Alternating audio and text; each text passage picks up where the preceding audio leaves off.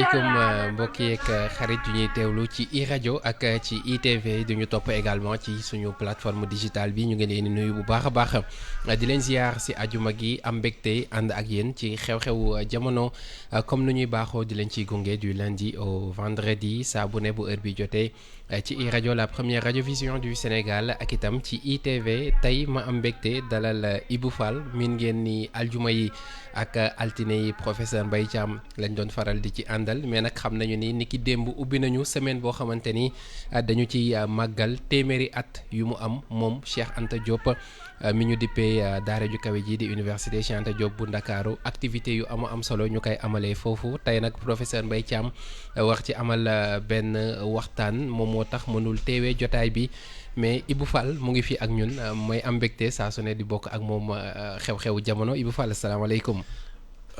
Mohamed maa ngi lay nuyu di nuyu say kilifa xam nga lu la bett mën la damay bañ waaw jotuma leen woo ci démb ak tey donc voilà di nuyu auditeurs yeeg internautes yeeg téléspectateurs yi. ñu ngi lay ziar bu baax. ah waaw. naka suba gi. ñu ngi nii rek dëkk baa ngoog daal. dëkk baa ngi nii mais temps yi moom sedd na macha allah. bu baax moo baax ci ay. ci door mieux yooyu wàññeeku nañu lii daal mooy climat daal waaw. mais xëy na dana tàng tey fee nga xamante ni moo di ca Cour suprême.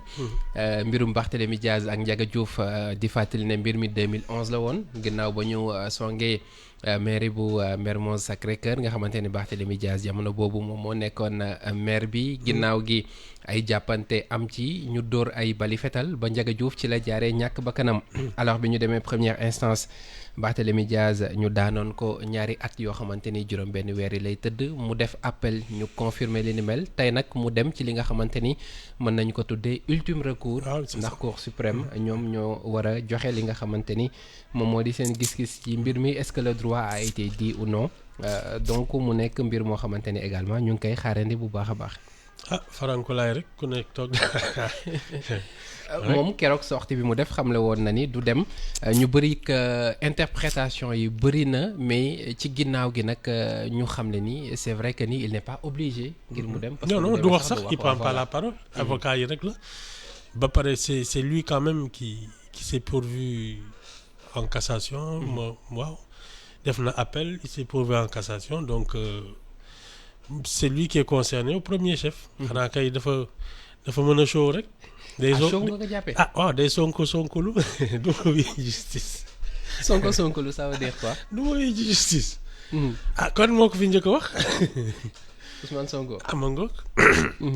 yooyu la rek mais xam nga moom li muy bañ depuis bi ñu ko condamné ba léegi moo di. fay kii dommage ak intérêt. bon moi parce que nee na 1 franc du ko jox ñi nga xamante ni ñoo di njabootu. Ndiaga Diouf man vraiment dans cette affaire.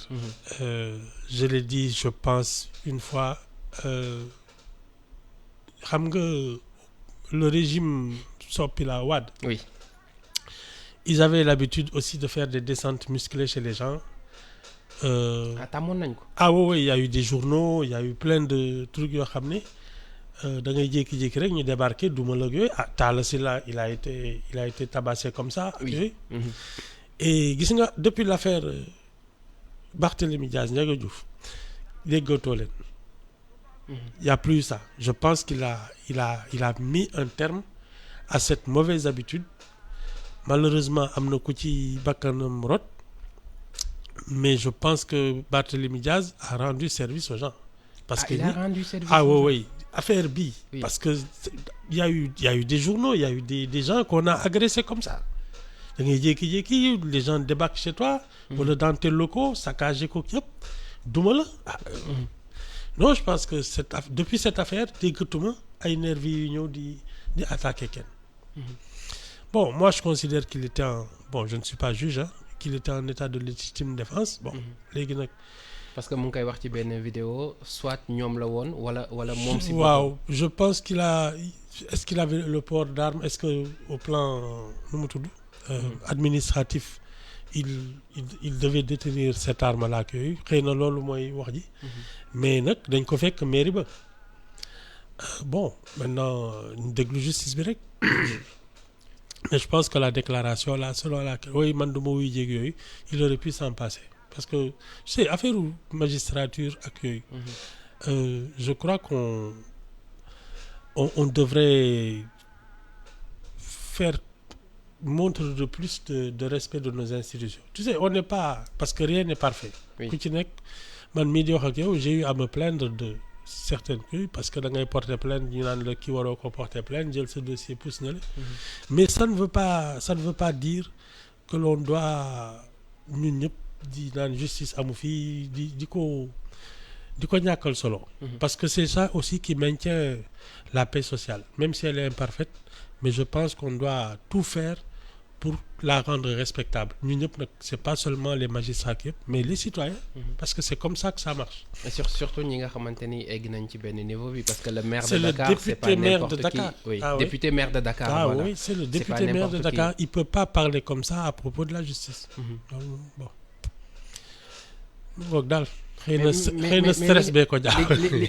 li nga wax sànq nga ni en quelque sorte il a rendu service ci ñi nga xamante ni ñoo di askan wi parce que depuis boobu méthode yi ni mel waaw déggaatuma ko def nemmeekuwuñu ko. non déggaatuma daal du temps bon tu me diras 1 an après le PDS daanu. Ouais. Mais depuis l'affaire Ndiaga Diouf déggatuma ay bande de nervis yu débarqué yu PDS yi di agresser nit ñi quoi loolu moom ça c'est clair au moins.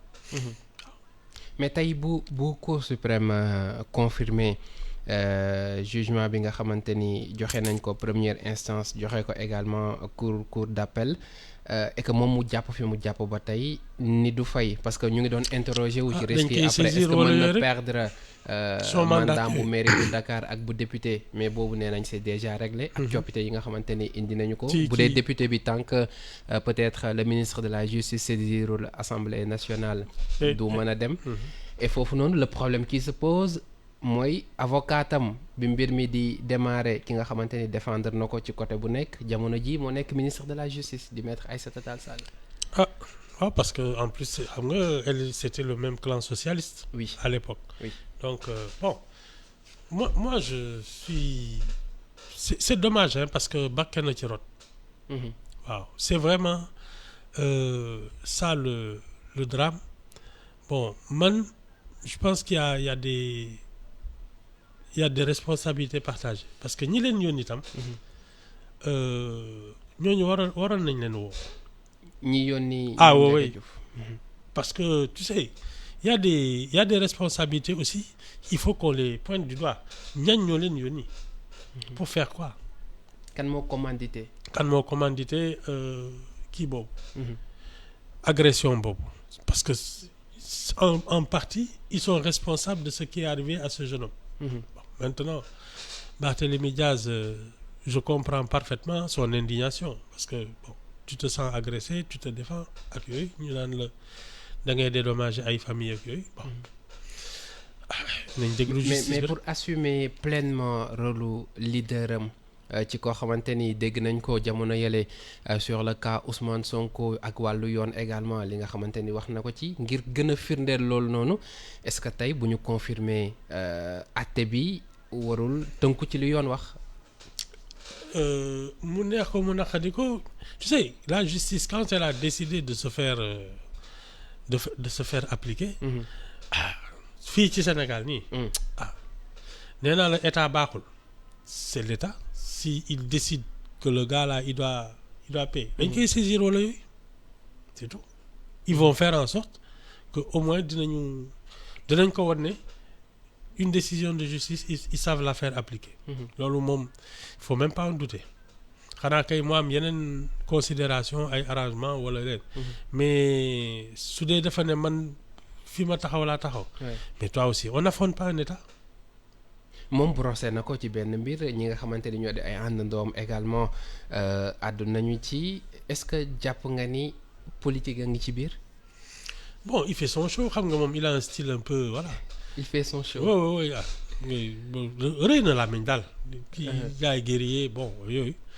Mais tu sais quand les juges là décident et disent il faut faire appliquer la truc ça va gendarmerie ak police ak yooyu suñu débarquer sa kër wala huissier yeeg yooyu. Tu n'y peux rien du tout c'est la force publique non kii nii rek mais suñu décidé ne il va payer indemniser la famille là. Par force la de. kenn mën si dara non xanaa kay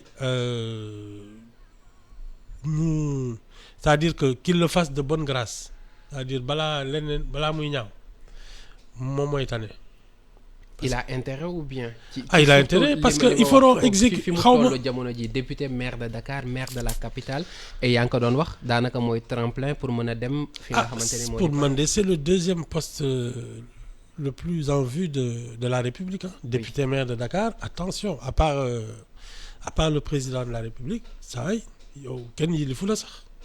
En réalité donc bon de ce point de vue il a intérêt à ne pas affronter l'État parce que gis nga il a intérêt à ne pas affronter l'État. gis nga ça commence par un petit défi comme ça oui man duma kii gars ñi ne bon ce sont les institutions tu vas voir quand la machine se met en branle en tout cas jarul tëkku de. c'est le contexte est-ce que xawut a défavorable un peu parce que ñu ngi jëm ci présidentielle. gis nañu moom fi mu far et bu ñu waxantee dëgg également bi muy génn kaso boobu ci loxoy Macky Sall la jaar. parce que bokk nañ ci ñi xeex Wade également. ba mu ñàkk réew mi.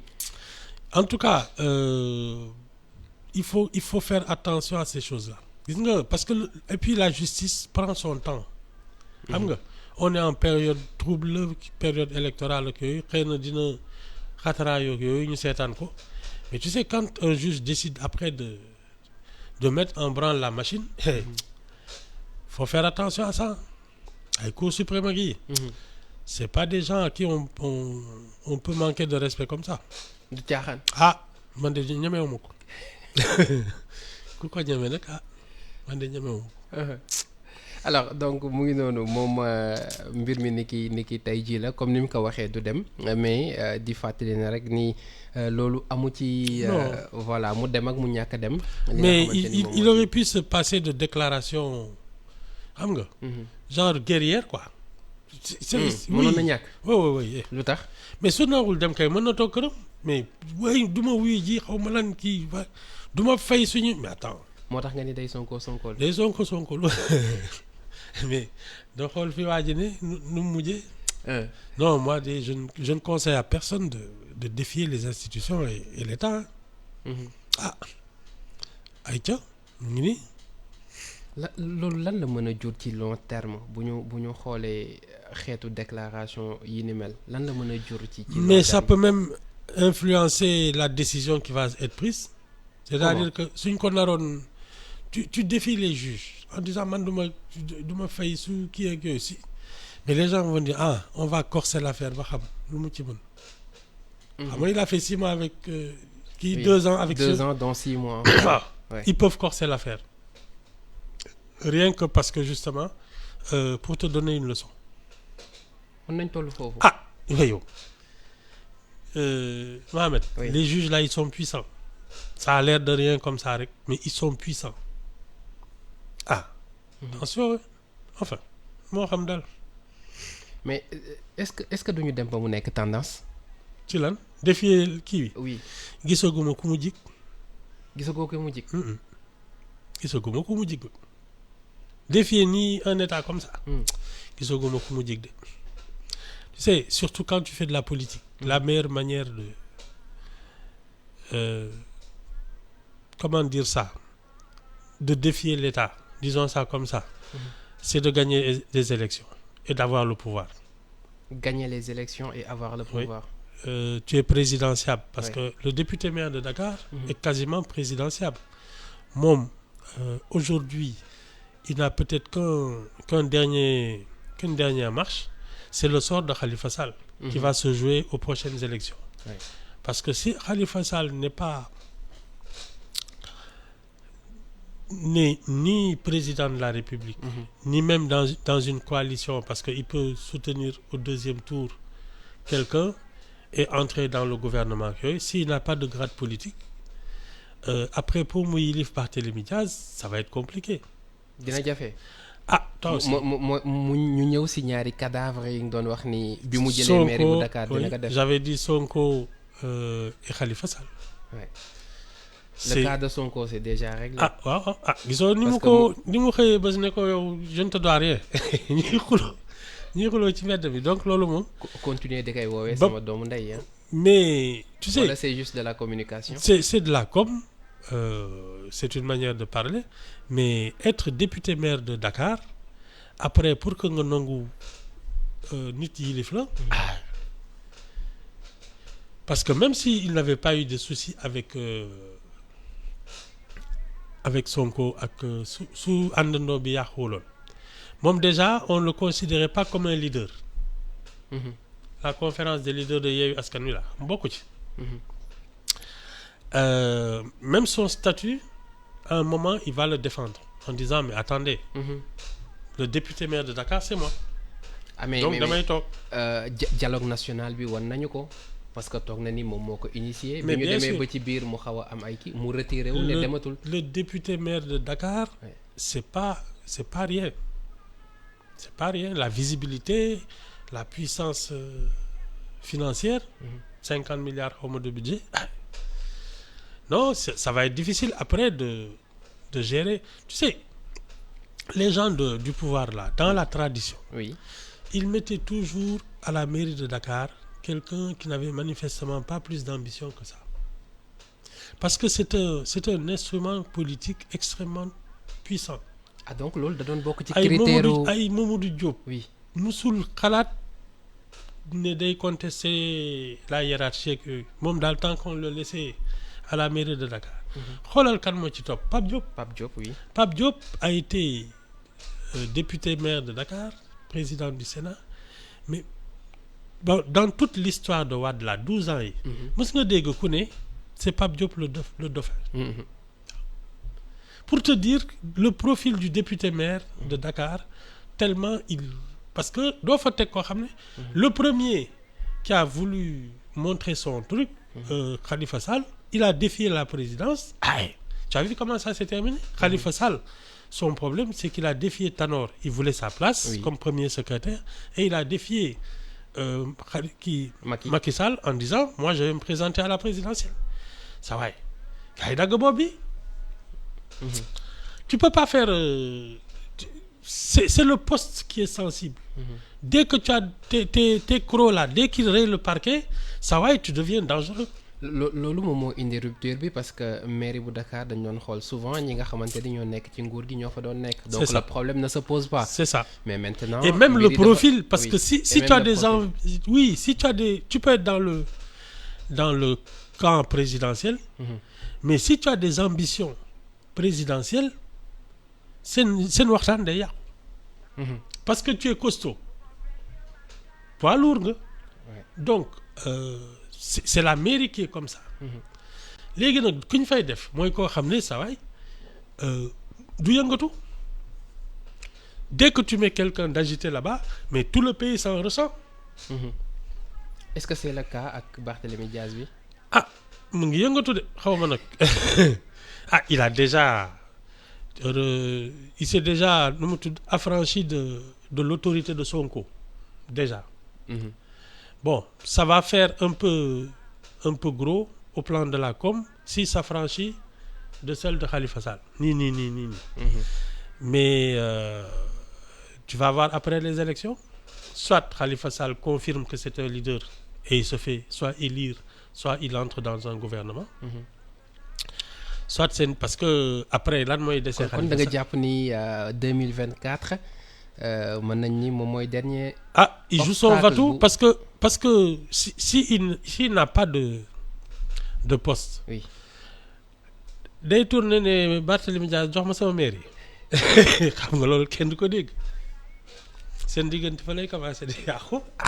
S'il n'a rien d'autre. Donc au-delà ci li nga xamante ni moom moo di bëgg-bëggam Khalifa mu ngi jouer également. Son va-tout. Sa carrière politique. Oui. Ak leadership bi également. Oui, c'est ça. Tu as beau naan oui je suis loyal ak yooyu. Mais saa waay nag ku la sut nga woye njool. Voilà. Si Khalifa Sall n'est pas capable de se faire élire, après comment il va se présenter comme un leader devant Barthélémy Diaz qui a gagné la mairie de Dakar, qui s'est fait élire au département. c'est ça. mu ngi noonu alors di fàttali ne Cour suprême ñoom ñoo war a sëgg ci mbir mi ni ki tey jii la dogal yi cay tukkee daañu ci ànd ak yéen incha allah ci jamono boobu démb. waa APR ñoom investir nañ seen candidat. muy candidat wu coalition Benno Bokk Yaakaar. Amadou Ba.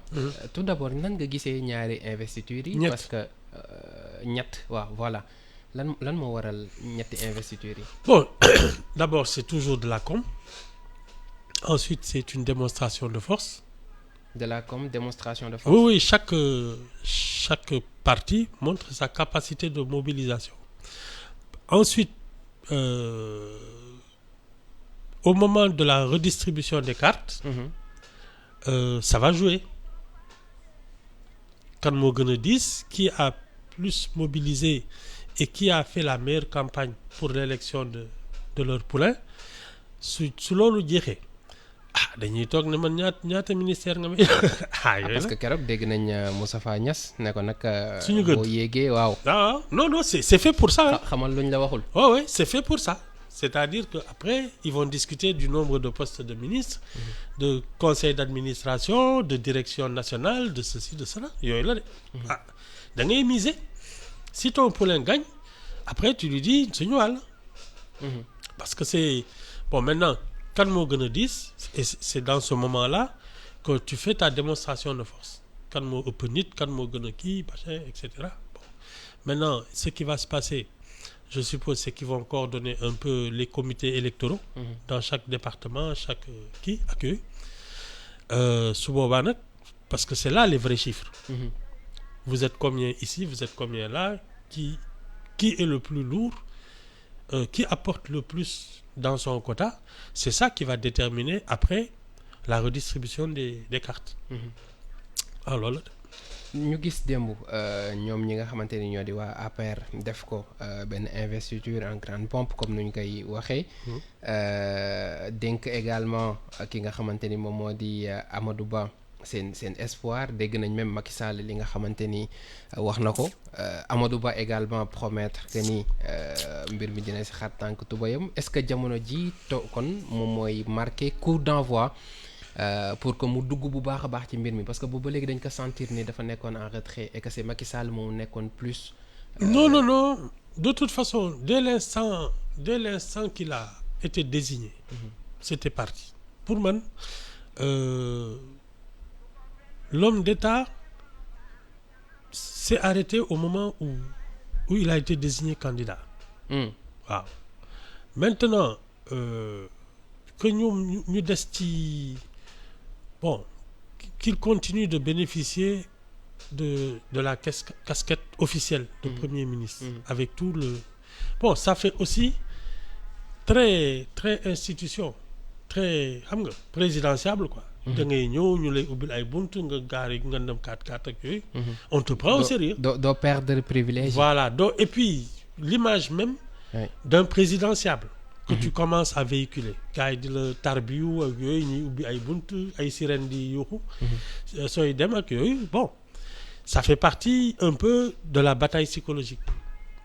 Comme président bi waroon a mën a campagner ak les moyens de l'État. Ça se passe comme ça hein. Ça se passe comme ça. Ça se passe comme ça malheureusement. Moi je me souviens pas d'une campagne électorale.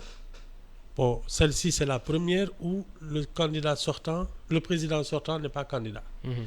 Mais d'habitude soo xoolee ñoom ni ñuy campagner rien que les moyens que tu déploies ça ne peut pas tomber du ciel. te ñoom ñëpp ce sont des agents de l'État. C'est pas des privés.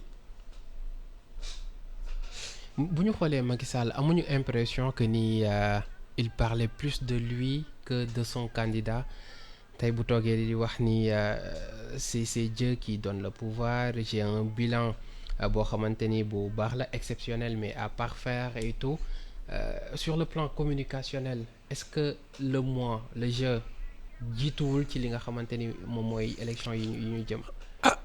Mais il faut pas oublier aussi que tous ces gens-là. Oui.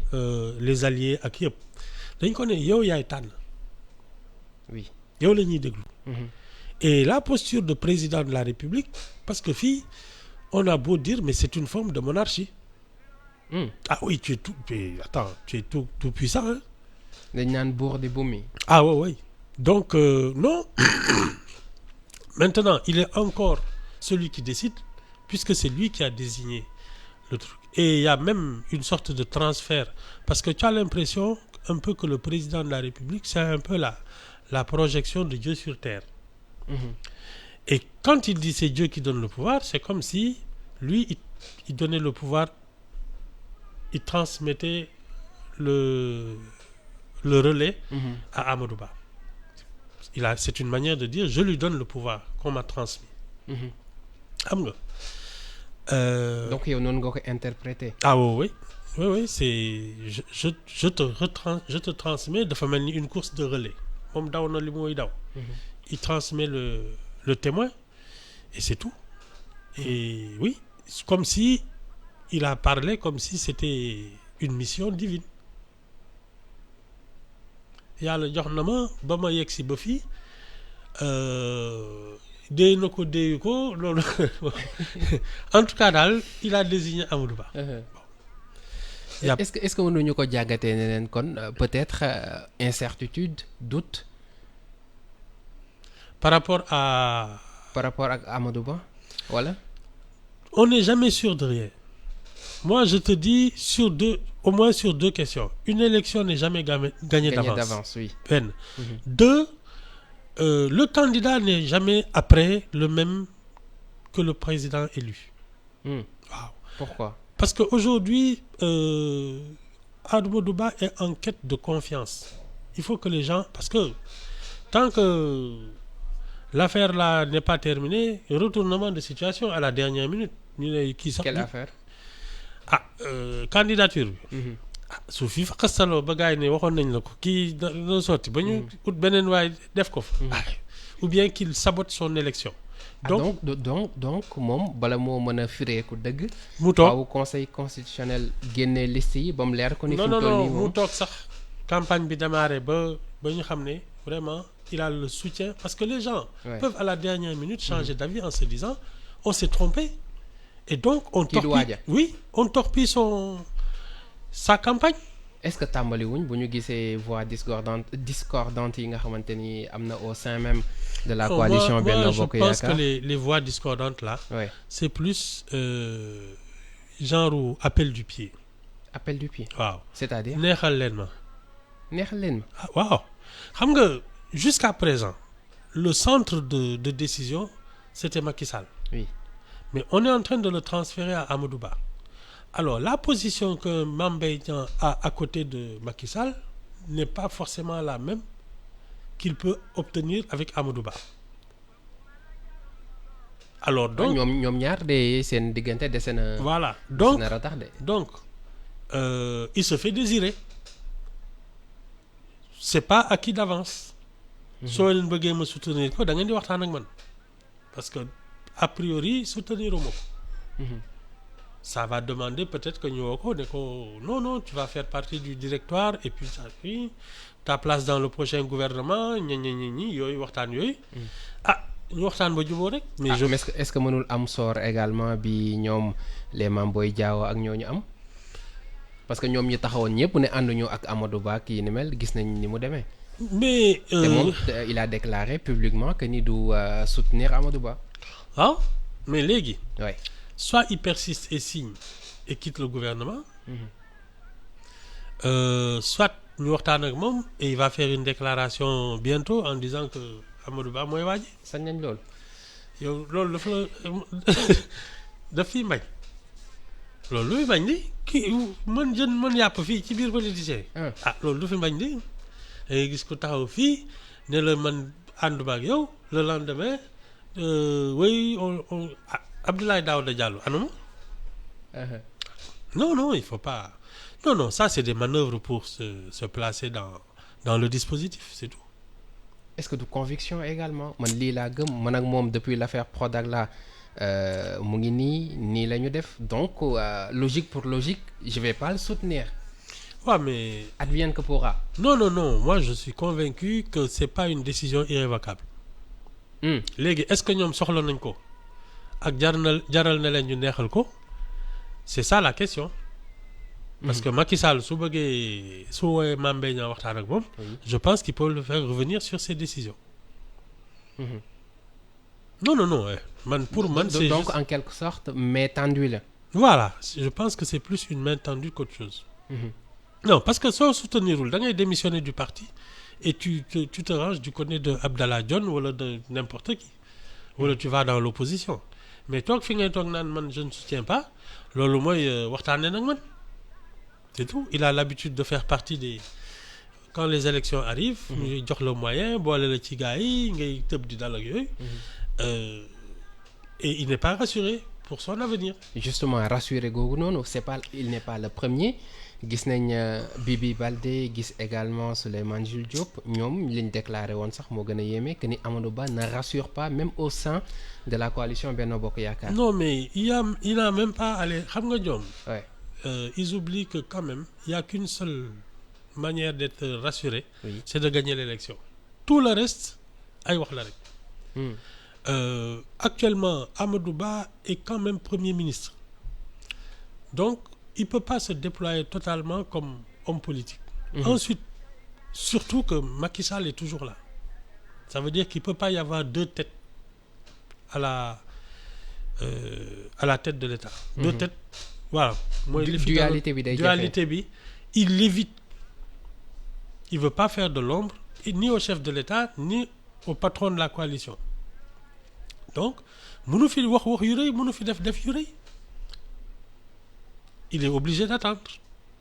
D'abord en campagne fait que là la campagne est vraiment lancée et ensuite s'il gagne c'est à ce moment-là qu'on va découvrir Amadou Ba.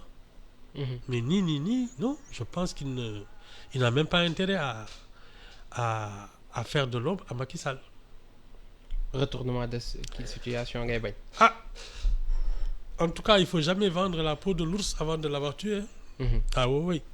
Très bien alors li ñu dese ci simili bariwul mais on ne peut pas ne pas aborder mbiru SOS Kër Yërmande ak Ndella Madior Diouf bi nga xamante ni depuis démb waa sûreté urbaine woolu nañu ko ci ginnaaw gi door ko li nga xamante ni moom moo di kon garde à vue ci mbiru xale yi nga xamante ni mu ngi leen di doon yor foofu noonu ci pouponnière bi révélation yi bëri trop ci benn vidéo boo xamante ni kenn ci nunu yi moom moo ko génnee ak la mort du bébé Mohamed bi nga xamante ne également suscité na ay questions yu bëree bëri ci mbir bi mais depuis tout ce temps mu yore ko fan la autorité yi nekkoon puisque ci li ñu jotagul ci xibaar depuis boobu amutoon li nga xamante ni moo di këyit yi ci war ngir mën leen a yore. Mais c'est pas la première fois qu'elle a des soucis avec la justice je crois. mos na fi boobu elle avait une rajo xam lu mu yoroon. Oui. Je pense que l'ordre des médecins avait dû la rappeler à l'ordre parce que dañu doon def presque des consultations kii elle se faisait appeler docteur et je pense qu'elle n'avait pas terminé ses études de médecine. Mais plus globalement j'ai l'impression qu'elle n'est pas tout à fait saine d'esprit man loolu la parce que je la vois oui man je la vois faire des déclarations que yooyu très xam nga intempestives mu ngi dugg ci lu ne c'est le bon client ak yooyu je pense que daal elle a des problèmes. Elle a des problèmes. Elle n'est pas seule dans sa tête comme on dit. Mais raison de plus. waaw mais xam nga fii tant que yaa ngi sañse te ay koppar les gens voilà si on te considère comme une personne normale. Mais manifestement pour man bon c'est une irresponsable donc nit ñi moom fii bon. man souvent mais depuis boobu Ibou Fall yow li ngay wax nii mais n'empêche depuis boobu ñu ngi koy gis ak ay vidéo muy publier yenn saa yi mu génnee xale yi kii tuddee naa ko Macky Sall kii tuddee naa ko Youssou Ndour kii tuddee naa ko Ousmane Sonko lii laay def lii laay def tey bi lii xewee ñëpp mel ni ñu choqué te alors que ni ça date quand même du démb la ko sos. xam nga lan moo peut-être que les gens ne sont pas choqués parce que à part elle. Oui. Mohamed man damay xool comment nous on traite nos enfants là. Comment on traite nos enfants. Waaw dans nos maisons là. Hmm. C'est pas loin de ce que Ndella Madior fait. Pardon. La manière dont nous traitons nos enfants. Oui. ñun suñu biir kër. Ah. C'est pas loin de la manière dont Ndella traite les gosses là alors. Des enfants qui sont mal nourris, mal habillés, qui vivent dans des conditions assez précaires. Fait que le chef de famille il mène grand train. Loolu du fi mañ. C'est pour ça que ça ne nous choque pas. Mhm. Ouais. Enfin. mais différence bi nga xamante ni moom moo am mooy que ni moom disons mën nañ ni pouponnière la wax ni moom la yore. Alors, raison de plus. Oui. Parce que les enfants là que tu vois là-bas, pour la plupart, ils ont été abandonnés. Mhm. Voilà. Donc, ils sont à la merci d'une personne. Pour te dire déjà la manière dont on traite nos enfants. Tu l'abandonnes entre les mains d'une personne qui manifestement n'est pas très normale. Ça, c'est le premier crime. Mhm. Léegi nag moom moi je trouve qu'elle n'est pas normale et que donc nga ñëw dénk ko sa doom sa affaire la c'est malheureusement les enfants qui sont victimes de ça. Mhm. Mais les parents aussi attends. parce que gis nañ vidéo yi quand même vidéo la yoo xamante ni. dénkaane sa neexuñu xool doom trop ouais. vraiment c'est. mais am na pouponnière yoo xamante ni ñu ngi fi Ibou Fall ñu ngi traité xale yi. non comme non ni mu attends waree. les sœurs ak yooyu. oui. ça n'a rien à voir. ñooñu doo leen dégg ci ay scandale doo leen dégg ci dara. oui. hein Mhm. ñoom c'est une mission. nga xam ne dañu bàyyi àddina dañu dëddu àddina pour topp yàlla. di ko ci jaamu. ça c'est pas ki nga xam ne chaque année mu ne day dem présidentielle ak lan la fi la dame là n'a pas déclaré publiquement. Sa vie privée est étalée partout. moom day toog ci plateau de télé elle parle de sa vie intime ak yooyu. ça n'a rien à voir avec. mais kon est-ce que nekkul ni laxisme bi wala néewal gi foofu la nekkee. bu ñu gisee ku mel noonu di publier que ni mu ngi recueillir ay xale yenn saa yi di photo ak ñoom nelawandoog ñoom intention bi xëy na peut-être ci bu baax la déparé mais ci. finalement dañu seetaan. non xam nga lan mooy dëgg. oui lan mooy dëgg bi. responsable ngay dénk xale. nit ku nite koo xam ne day wane yar ak teggin dal kooku ngay dénk xale. moi la dame que je vois là qui occupe l'espace public depuis plusieurs décennies. dégguma fu mu defee yëf bu normal. ñi ko dénk seen ay doom kay ñoo tooñ xale yi c'est tout. tey ci charge yi nga xamante ni ñu ngi ko koy toppee ci yu ñu jotagul ci xibaar ba tey bokk na ci homicide involontaire parce que am na ñaari xale yoo xamante ni nee nañu ñàkk nañ ci seen bakkan maltraitance ci ñi nga xamante ni ñoom ñoo di ndaw ñi exploitation d'une pouponnière sans autorisation. la totale. Ouais. non ñi koy dénk seen njaboot kay ñoom ñoo xàmmewul dara rek. waaye y a des gens je ne te confie pas mes enfants c'est tout leer. non même si bu dee mënu leen a yor. non ça. même si bu dee ci circonstances yi nga leen amee. peut-être oui mais tu peux da nga koy dénk koo xam ne jar na wóolu. mais quelqu'un qui fait des éclats tous les 6 mois qui fait le buzz comme on dit mais man du ma la dénk sama doom c'est tout. ñi ko dénk ñoo tooñ seen bopp tooñ xale yi te ñoo ko tooñ parce que manifestement c'est une irresponsable. léegi ñi toog doon koy seetaan boobu yëpp itam amuñu ci part de responsabilité. ñun kay yow ñu ngi seetaan ay taalibe ci mbedd mi ak yëpp. ça nous a pas dérangé nga bëgg lii déranger ñu. la manière dont on traite nos enfants dans ce pays. Oui. C'est pas loin de ça. C'est moi qui te le dis. À ce point. Ah oui. Non, il faut pas se voiler la face. Ñun et je reviens à ce que je dis. Je pense que nous avons une mauvaise appréciation de la valeur de la vie. Parce que une fois que tu as une bonne appréciation de la vie humaine, de ce qu'elle vaut, il y a des erreurs que tu ne commets pas. Mais notre société ne donne pas à la vie humaine sa vraie valeur. waaw moo tax tu vois, les enfants, ils sont mal entretenus, ils sont mal élevés, mal soignés. Ak yooyu. Non, c'est notre société qui n'a pas encore donné à la vie sa vraie valeur. mu ngi noonu dinañu toppandi li nga xamante ni moom moo di information boobu ngeen topp ko également ci suñu jotaayu xibaar yi xew-xewu jamono 9h tegal na 58 minutes fii la ñuy yamani amoon mbégte tey dalal ci Ibou Fall ci aljuma gi sant la bu baax a baax gërëm la. waaw